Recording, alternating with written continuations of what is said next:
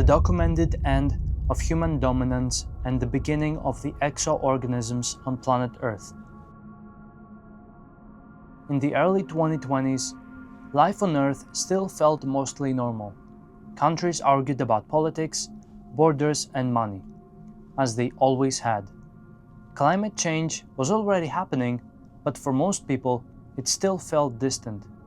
It was something discussed in reports and news segments, not something that shaped daily life. As the years passed, that changed. Temperatures kept rising, coastlines began to flood, large areas of farmland stopped producing food. By the middle of the decade, these changes were no longer theoretical. Entire regions were becoming harder to live in. By 2030, a large part of the planet was struggling with heat, drought, and instability. It was during this period that a corporation called Cortex began attracting attention. Led by Dr. Yuta, Cortex moved faster than any other technology company at the time. In 2025, they revealed an artificial intelligence named Kronos. Kronos was not just another advanced program, it could process enormous amounts of data at a speed no other system could match. It modeled weather systems, population movement, supply chains, and resource loss all at once.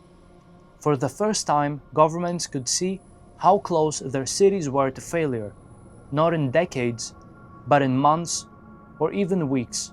Kronos did not fix the damage already done. It could not bring back lost land or stop the oceans from rising. What it could do was show where collapse would happen first, where limited action might still help, and where nothing could be saved. This information became essential. Without it, governments were making decisions blind. Using Kronos' predictions, Cortex began building systems meant for damage control. One of these systems was a network of atmospheric stabilizers, large structures designed to reduce the severity of storms in specific areas. They did not completely prevent disasters, but they reduced casualties and bought time. Cortex also built controlled biodomes in regions where normal farming no longer worked. These facilities allowed food to be grown in places that had already failed ecologically. They did not produce abundance, they produced just enough to keep populations from collapsing completely. None of these systems solved the crisis, but they delayed its worst effects. Without them, many cities and nations would have failed much sooner. As conditions worsened, governments became increasingly dependent on Cortex. Officially, they described the relationship as a partnership. In practice, it was reliance. Access to Kronos required funding, resources, and political concessions. Nations reluctantly accepted anything Dr. Yuta demanded, because there was no alternative. Without Kronos, without Cortex, they could not plan, respond, or survive. By the late 2030s, Cortex was no longer just a company operating inside the global system. It had become part of the system itself. 2035-2040 managed inequality. As habitable land continued to shrink, access became stratified. Not all regions received the same level of protection. Atmospheric stabilizers were concentrated around high-density zones, industrial centers, and migration hubs. Rural and politically weak areas were slowly abandoned. This was not framed as cruelty, but efficiency. Biodomes produced food, but not enough for everyone. Ration systems became permanent. Travel between regions required approval, often decided by algorithmic priority rather than citizenship. Cortex denied direct control, but their influence was visible everywhere. If Kronos downgraded a region's survival rating, investment vanished. Infrastructure followed the numbers. Governments still existed, but their role had changed. They enforced decisions they no longer made. For most people, life became smaller. fewer choices, shorter plans. The future was measured in quarters, not years. 2040-2044, the end of long-term thinking. By 2044, nearly half the planet was functionally uninhabitable. At this point, the climate crisis stopped being the central fear. Collapse had already happened, just unevenly. What replaced fear was exhaustion. Birth rates dropped sharply. Education systems shifted toward technical survival roles. Art, research, and exploration were deprioritized. Kronos continued to optimize, but its outputs grew increasingly narrow. By this point, most long-term recovery scenarios were no longer viable, a reality Dr. Yuta understood all too well. 2045. The breach. In 2045, an atmospheric anomaly formed at ground level in central Athens in the country of Greece. There was no warning or detectable cause. The opening was stable and remained open briefly. Shortly after its formation, a massive organism exited the breach. The ground beneath it deformed as it emerged. Once the organism had fully exited and made contact with the terrain, the opening closed. The organism remained, and it would later become known as the Mother Queen. The event itself was recorded as the breach, and it marked a turning point for humanity, one that brought the species closer to extinction than ever before. The rise of the Mother Queen and the Exos monsters. After this breach, the organism remained in Athens, the capital of Greece in Europe. At the time of its arrival, it stood at approximately 60 meters in height. Even then, it was larger than most surrounding buildings. In the hours that followed, it caused extensive damage in the immediate area. Structures collapsed, infrastructure failed, casualties were high. After this initial destruction, the organism stopped advancing. It selected a fixed location within the city and remained there, driving its appendages deep into the ground, anchoring itself in place. From that point on, it did not relocate. Growth began soon after. The organism increased in size steadily and continuously. Days became weeks, weeks became months. Its height surpassed nearby structures, then entire districts. The city around it was gradually dwarfed by its body. The ground beneath it reshaped permanently under its mass. As it grew, new bioforms began to appear. Smaller organisms began emerging around the Mother Queen. These life forms did not resemble any known Earth species. They spread outward rapidly, first across the city, then beyond it. Reports of similar entities soon appeared worldwide. Over time, her growth reached scales previously unseen on Earth. By the end of the decade, she towered over the surrounding landscape, visible from extreme distances, her body rising thousands of meters into the air and continuing to grow. Calls for her destruction followed. Many nations demanded immediate action, identifying the Mother Queen as the source of the global infestation.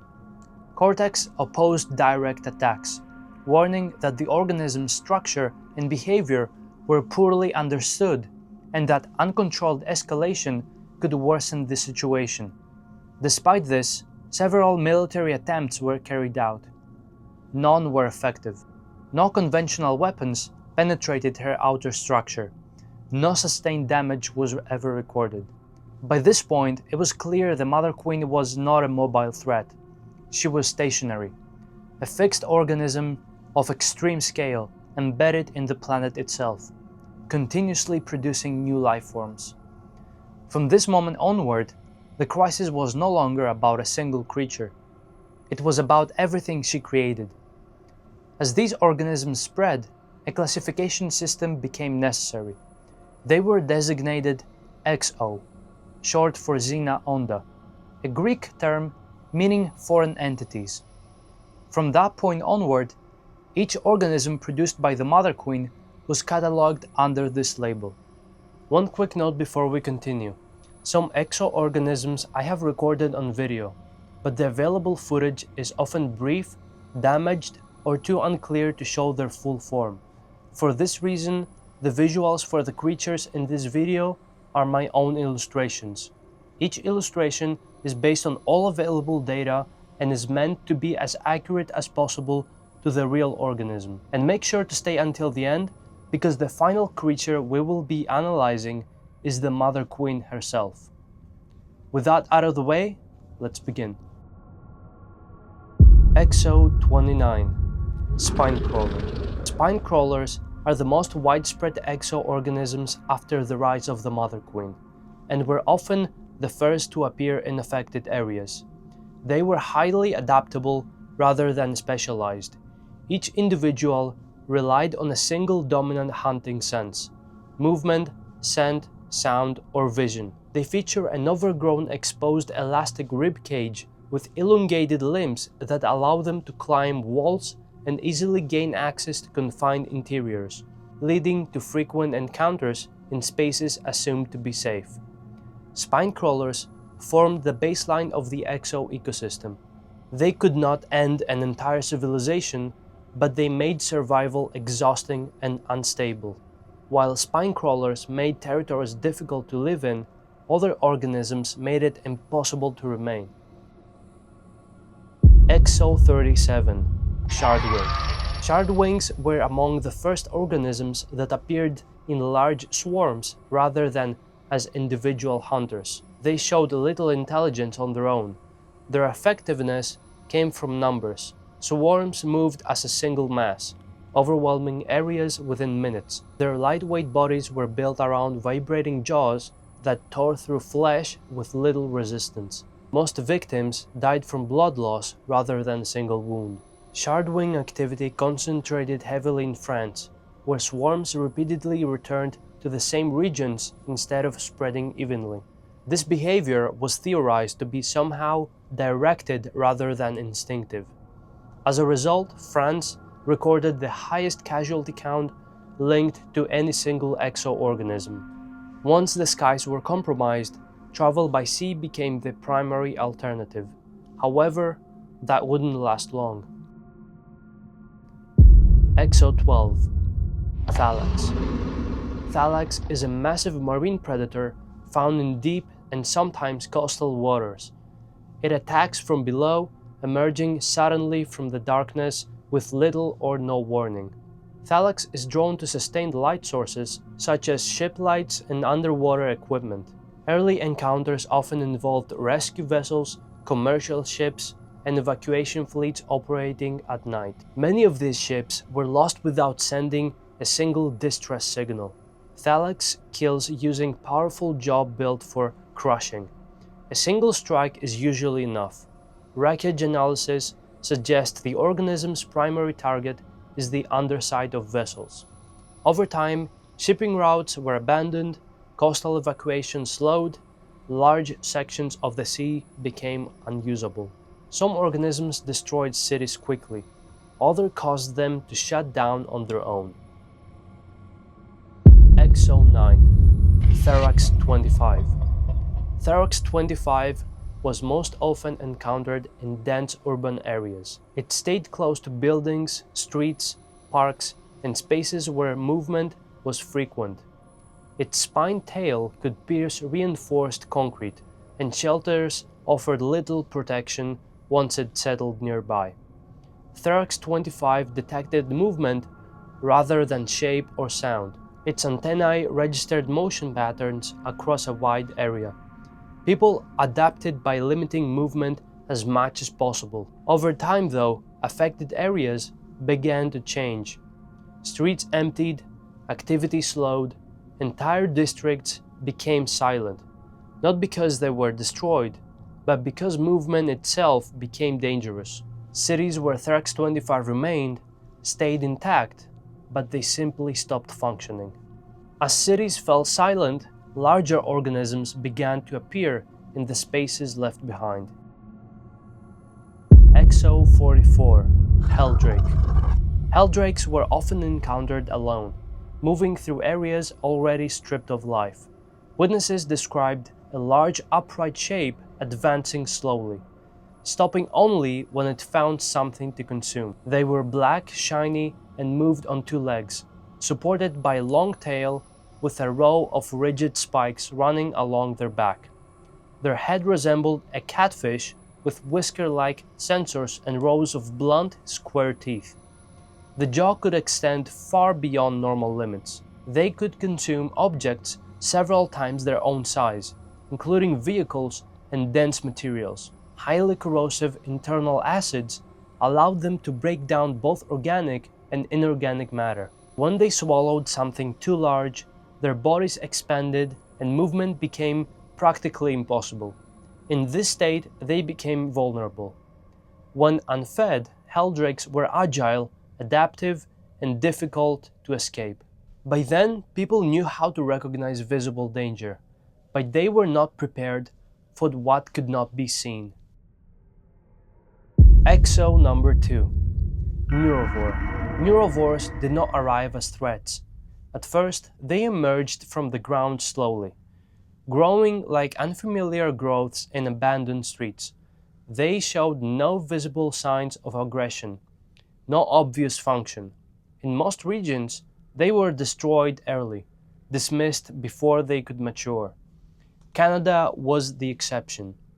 Their neurovores were allowed to grow. As they expanded, their upper mass rose into the air, hovering while remaining anchored deep underground.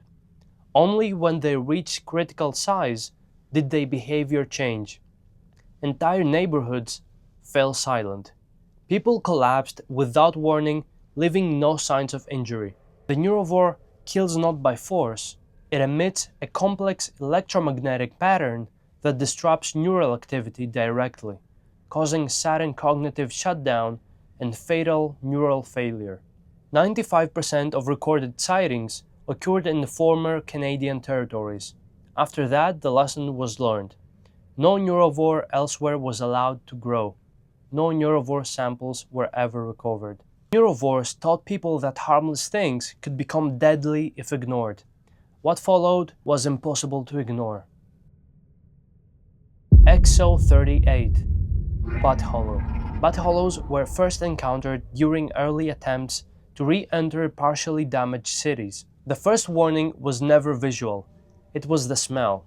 A heavy methane-sulfur stench spread through streets and buildings, sometimes long before the organism was even seen.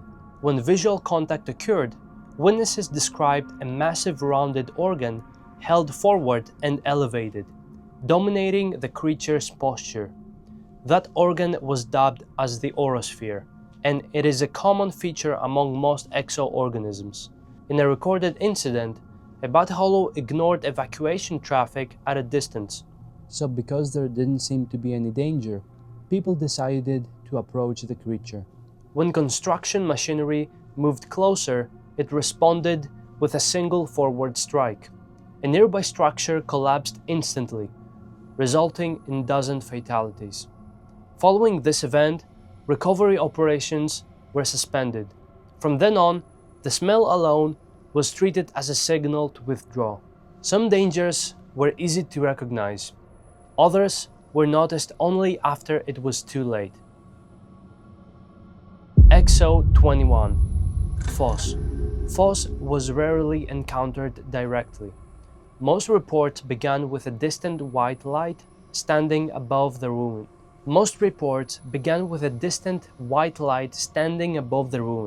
Visible long before the organism itself could be identified. As observers moved closer, the light resolved into a tall, elongated body resembling a distorted giraffe-like frame, supporting a single, intensely bright luminous mass where a head should be. The organism remained upright and still, showing no immediate response to its surroundings. Exposure did not cause physical harm at first. Instead, its prolonged observation led to disorientation, hallucinations, and false sensory input. Survivors showed lasting psychological changes marked by emotional flattening, reduced fear response, and a persistent sense of detachment from reality. Exo number 6. Osciloth. Osciloth was identified following a series of unexplained building collapses that showed no signs of explosions, impacts, or fire. The organism resembled a massive pale serpent, its body pulled forward by several thin limbs. It operated mostly underground, moving beneath streets and foundations with brief surface exposure. Osciloth killed through short bursts of extreme mechanical vibration transmitted through soil and solid structures. In humans, this caused immediate internal failure, ruptured organs, vascular collapse, and neural damage with no external injury. Victims collapsed almost instantly. Repeated pulses destabilized buildings from below, causing floor and support failure. All confirmed activity occurred in Norway. Fatalities exceeded 2,900 before containment zones were established. Similar to Osciloth, some organisms alerted the world directly, but others existed to understand it. Exo 19. Kedri. Kedri was observed in open streets at night. A long spike over 1.5 meters in length extended from its head. Although it could be used for defense, the spike is primarily used to pierce materials such as metals, concrete, soil, and soft tissue. Each strike collected small fragments which were retained and analyzed by the organism. Kedri did not hunt. Its role was environmental sampling, gathering material data for the hive mind. This next one removed our ability to observe. Exo 11. Velmoro. Velmoro was hard to track because electronic equipment stopped working near it.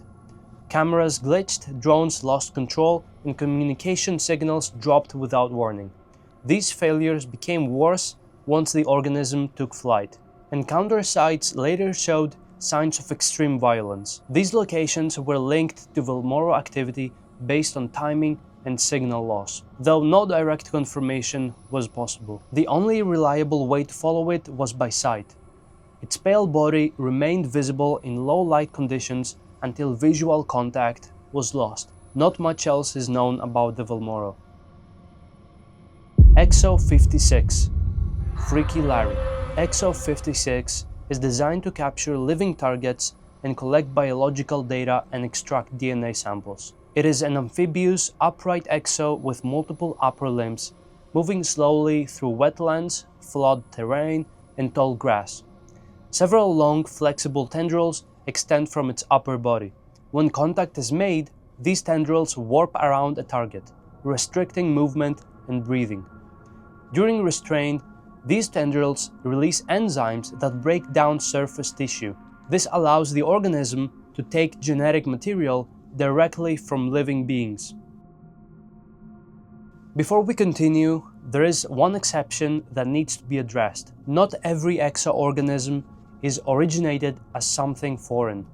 Some of them began as humans. How that transformation occurred matters, but not here. This process that turned people into exoorganisms will be examined separately in another video. For now, any exoorganism derived from a human origin will be referred to as a loyalist. Exo 61. Loyalist Bonewalker. Bonewalkers are characterized by extreme skeletal growth and distortion. The organism's frame is elongated far beyond human proportions, with most human mass distributed into exposed bone structures.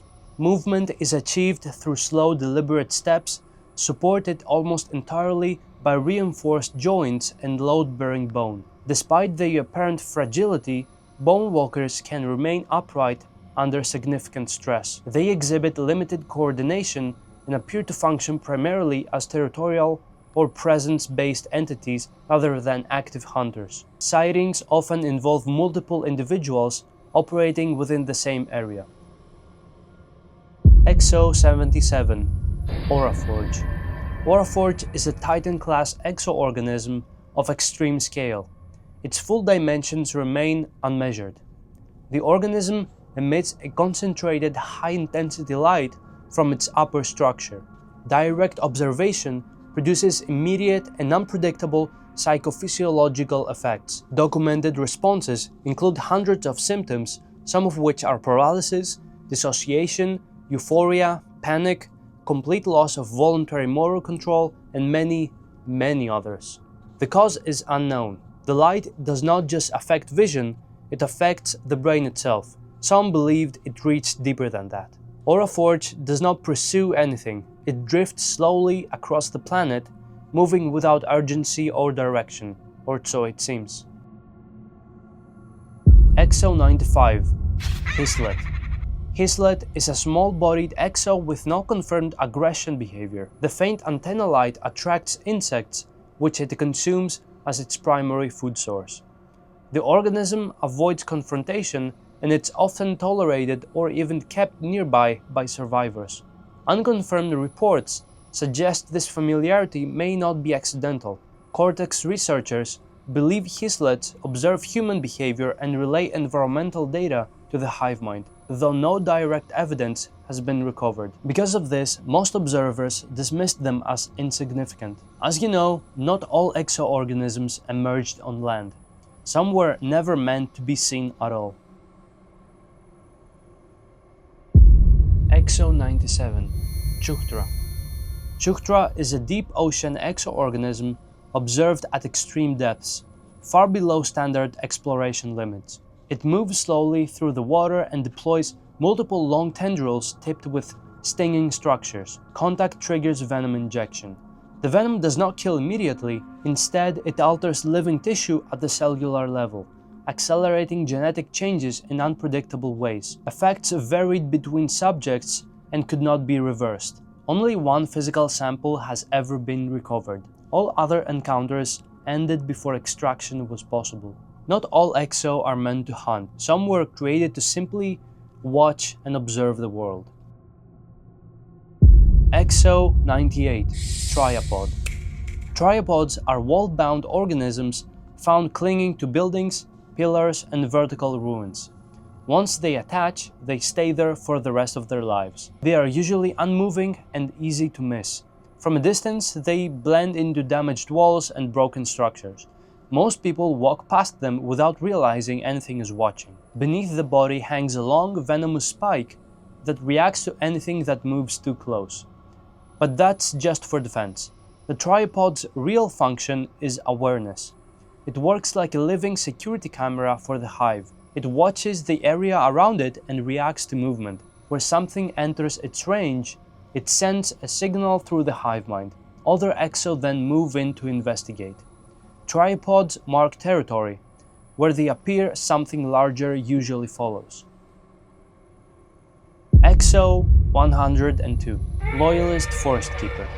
Forest keepers are encountered deep within wooded regions, standing near paths, clearings, and overgrown access routes. Each one appears bound to a specific stretch of forest, remain motionless for days at a time. When approached, they do not react immediately. Witnesses report that loyalists, people who worship the monsters, are allowed to come close without resistance. Other survivors are rarely seen approaching fully. What happens at close range remains unconfirmed. In simple terms, no sane person has ever had the balls to approach a forest keeper. Forest zones under a keeper's watch tend to lose human presence over time, while monster activity increases. No successful close-range study has been recorded. The role of a forest keeper remains uncertain. The next organism leaves far less room for interpretation. Its purpose was obvious from the moment it appeared. XO 100 Nosefang. Nosefangs are massive terrestrial organisms positioned within collapsed urban zones. Their presence turns the surrounding area into a dead zone, forcing anything nearby to withdraw. A constant release of airborne toxins fills the space around them, making prolonged exposure impossible. Movement slows, orientation fails, and most encounters end without direct contact. Two prehensile tentacles restrain anything that crosses into reach. Once established, the organism rarely relocates. Cortex analysts believe nosefangs are deployed for area denial. Zones they occupy often contain sites of strategic importance to the Hive. Like nosefangs, some exo deny territory by occupying it. Others deny it by making long-distance travel impossible. Exo 99. Zyzikas. Zyzikas is a large-winged exo observed above highways, rural roads and open transit routes. It remains airborne at high altitude, tracking vehicles moving between regions. Its constant penetrating sound spreads across long distances, unsettling drivers and disrupting navigation. The noise often appears before any visual contact. When a vehicle continues forward, Zyzikas descends. The drop is sudden and close range, forcing accidents, collisions, and abandonment of the route.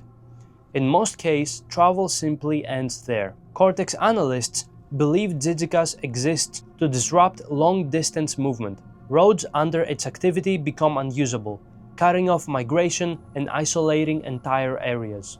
After engagement, Zyzikas ascends and relocates elsewhere. One thing before we continue, if you're finding this interesting, leaving a like and subscribing genuinely helps more than you might think.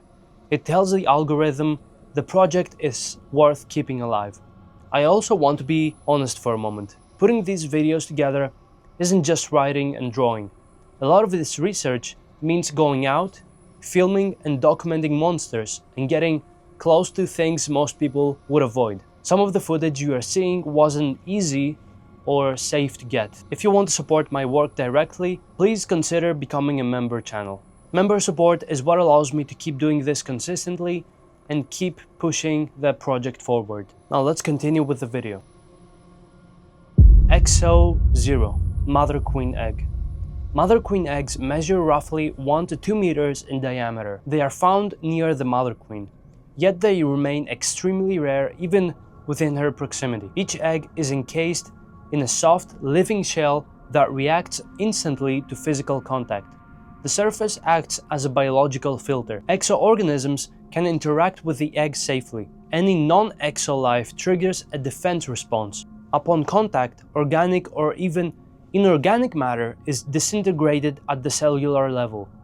No residue remains. The eggs are also heavily protected by surrounding exoorganisms. Other than the embryo, contained within the egg is an extreme concentration of stored energy. Cortex estimates the output could rival the power needs of an entire civilization for extended periods. Direct access to this energy remains theoretical. Extraction attempts are classified beyond current operational limits. Exo 20. Loyalist razorhand. Razorhand is a loyalist adapted for close-range disruption rather than direct elimination. Its forelimbs have structured into hardened, blade-like appendages capable of inflicting severe injuries with minimal effort. Encounters rarely end in immediate death.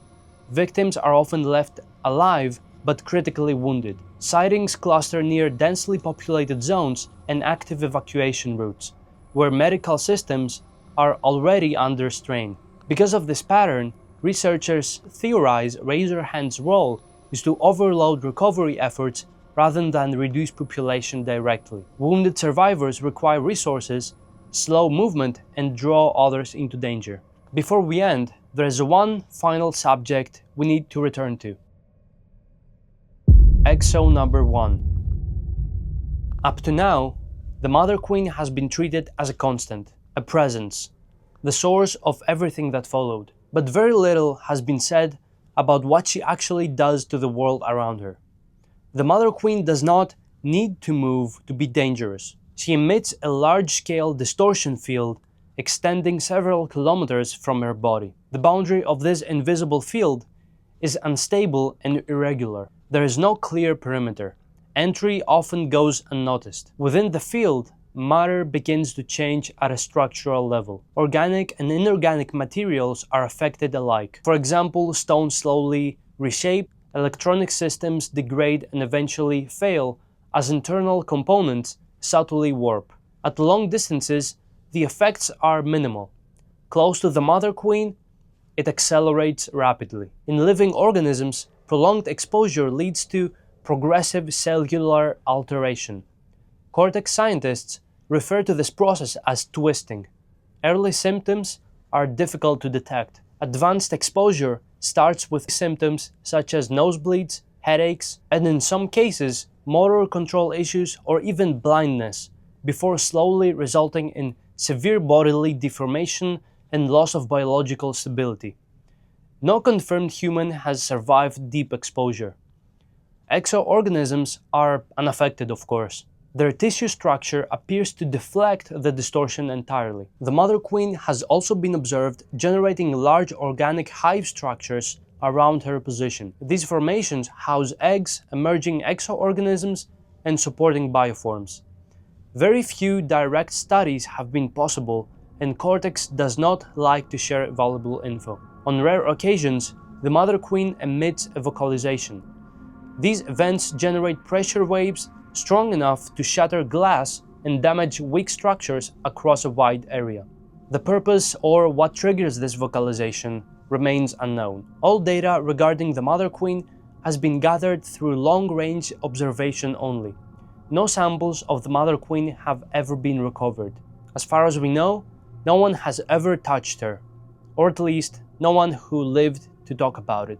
Athens, the city where the mother queen is located, remains under full Cortex control. Independent research near her position is prohibited and illegal. Now, there are a few things that apply to almost all exoorganisms. Most exos are vulnerable to extreme cold. Fire and high temperatures accelerate tissue regeneration rather than suppress it. Exo's outer skin layer is highly resistant to conventional weapons. Cutting it requires a specific material which Cortex develops weapons with, often referred to as Cortex blades. Ordinary metal, tools, and firearms are largely ineffective, similar to how a diamond cannot be scratched by a softer material. Explosions remain effective. While they rarely breach the outer layer of the skin, the pressure and shock waves cause severe internal damage to organs and structural tissue of the exos. Exo that derive from humans, loyalists, are an exception, because they originate from humans, of course. Their outer layer is less developed and more vulnerable to conventional damage. What you've seen here is not a complete record. This video only covered a very small number of exoorganisms. There are many more that we can explore and talk about. If you've encountered any exo monsters yourself or recognize anything shown here, you can share your account on r/Tomahawk Angel on Reddit. The link is in the description. Most people submit their stories as survivors. Some reports come from people who operate closer to the events, hunters, researchers, or recovery teams. Those reports are labeled differently. Channel members can submit reports under these other classifications. Everyone else submits as a survivor. Submit your account on r/Tomahawk Angel and it may be logged as part of the archive in a future video. And if you want to go deeper into this world, there is another way to explore it. This video is focused on the organisms. The manga shows the world they exist in. Yes, I created a manga based on these creatures, and it's called Tomahawk Angel, with Volume 1 and 2 available in bookstores and Amazon, and with Volume 3 available for pre-orders on Amazon, and it's published by Dark Horse. If you prefer a webcomic version, the series is also available to read for free on Tapas. All links are in the description. Stay safe out there, survivors. Until the next time.